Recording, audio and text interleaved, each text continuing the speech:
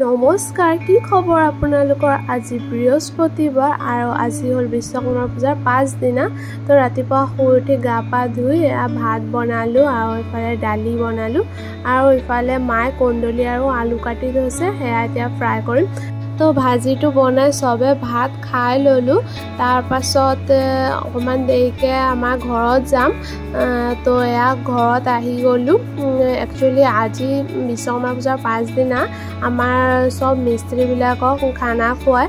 তো সেয়া আজি খানাটো হ'ব আৰু আমাৰ ঘৰতে খুৱায়। তো এয়া ঘৰত আহিলোঁ, এফালে চব্জি বনাই আছে আৰু মাংসটো আমি লৈ আহিলোঁ লগত, খাচী মাংস, সেয়া প্ৰিপেৰেশ্যন কৰি আছে। এফালে দালি হৈ গ'ল আৰু এফালে পাভ মাছৰ তৰকাৰী বনাইছিলে, সেয়াও হ'ল।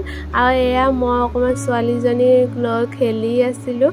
তো এয়া মাহেঁতি চব বনাই আছিলে আৰু এফালে চব্জিও হৈ গ'ল আৰু বতৰটো দেখিছেনে, পটককৈ আকৌ বৰষুণ লৈ আহিলে। তাৰপিছত এইফালে এয়া মাংস বনাই আছে, খুৰী এজনী আহিছিলে আৰু বনাবলৈ, তো এয়া বনাই আছে। তাৰপিছত এয়া কচা মাংস লৈ আহিলোঁ, এয়া দিছোঁ মানুহজনক। তো ময়ো খাইছোঁ, চবে কচা মাংস অলপ অলপ খাই লৈছোঁ। তাৰপিছত এয়া ভাত পানী হ'ল, এতিয়া চবকে খানা দিছে, তো চবে খাইছে। তাৰপিছত আমিও খাই ল'লোঁ এয়া।